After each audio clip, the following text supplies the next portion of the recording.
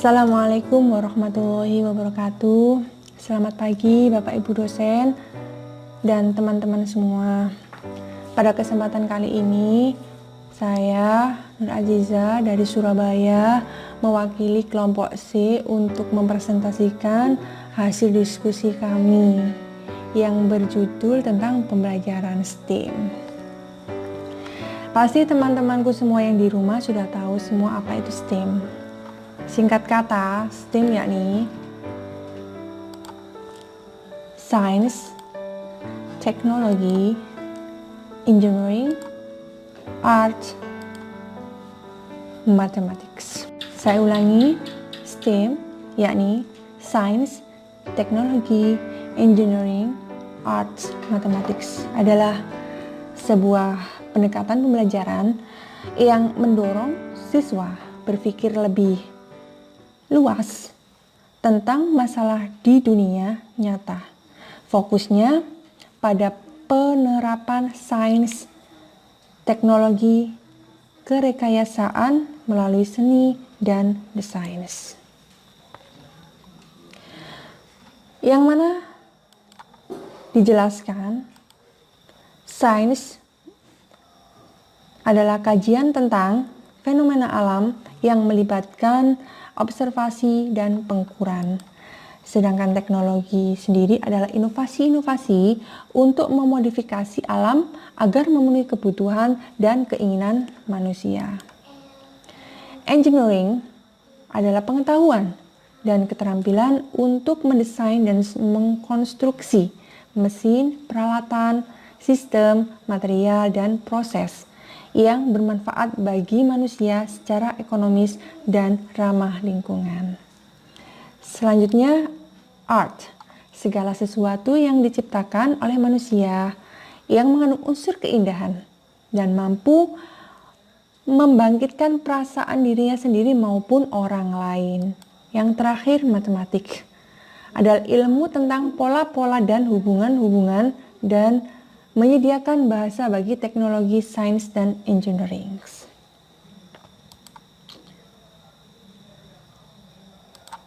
Sehingga pengertian dari STEM adalah model pembelajaran yang menggunakan analisis dari berbagai aspek atau komponen STEM agar siswa mampu berpikir kritis dan kreatif melalui komunikasi dan kolaborasi dengan teman-temannya.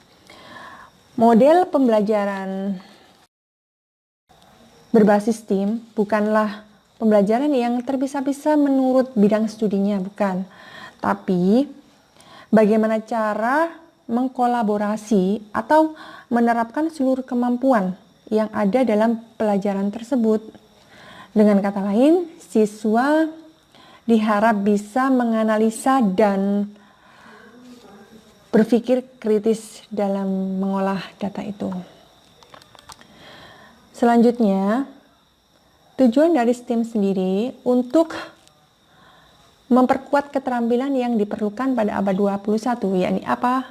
Komunikasi, kolaborasi, berpikir kritis, dan menyelesaikan masalah dan kreatif.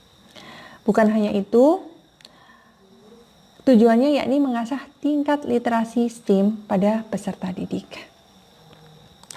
Beberapa penerapan yang ada pada STEM sendiri, pertama di bidang sains.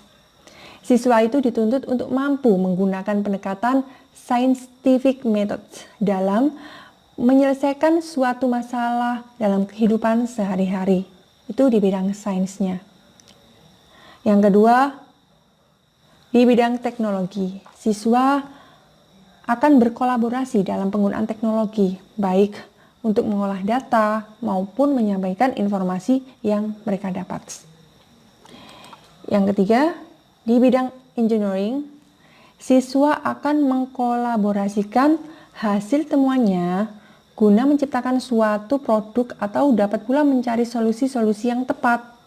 Dan yang keempat, di bidang art, siswa akan mengkreasikan produk atau temuan mereka agar dapat diterima oleh masyarakat ataupun bagaimana cara mereka mempromosikan hasil temuan tersebut. Dan yang kelima, di bidang matematik siswa akan menggunakan pendekatan matematika dalam mengolah data yang mereka dapatkan. Pada pembelajaran STEAM sendiri, ada prinsip-prinsip yang perlu diketahui agar prosesnya bisa berjalan dengan baik. Apa itu prinsip-prinsip STEAM? Yang pertama, perhatian dan motivasi. Yang kedua, keaktifan. Yang ketiga, keterlibatan langsung. Yang keempat, pengulangan.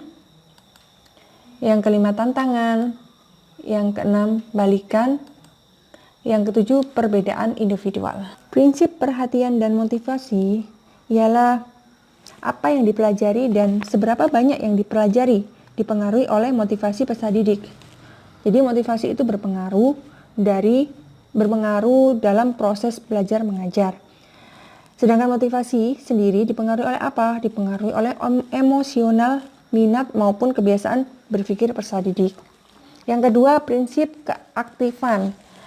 Prinsip keaktifan ini adalah suatu perilaku yang sadar yang dilakukan oleh peserta didik untuk menciptakan dan menggunakan perbendaharaan strategi pemikiran dan penalaran untuk memenuhi tujuan yang kompleks. Sedangkan prinsip ketertiban langsung, yakni upaya konstruksi pengetahuan yang dilakukan oleh peserta didik. Prinsip pengulangan, yakni peserta didik diminta untuk mengulang-ulang pembelajaran yang telah diterima agar lebih paham dan lebih mengena di ingatannya. Prinsip tantangan, suatu kondisi yang menantang seperti mengandung masalah yang perlu dipecahkan. Peserta didik akan tertantang untuk mempelajarinya. Jadi kita menyediakan suatu konsep dari bidang STEM itu dan mengandung sesuatu yang membuat peserta didik ingin terus memecahkan masalah itu. Yang selanjutnya adalah prinsip balikan dan penguatan.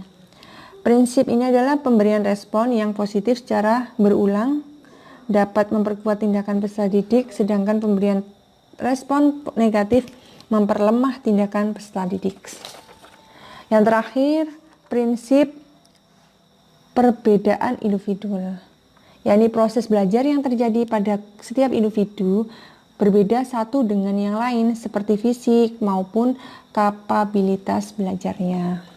Problem-based learning, suatu pembelajaran yang berbasis pada masalah, merupakan model pembelajaran yang menantang peserta didik untuk belajar bagaimana belajar dan bekerja secara berkelompok untuk mencari solusi dari permasalahan dunia nyata, yang mana memiliki langkah-langkah. Pertama, langkah-langkah sintaksnya. Fase 1, orientasi peserta didik kepada masalah. Yang kedua, sistem sosial. Yang ketiga, prinsip reaksi.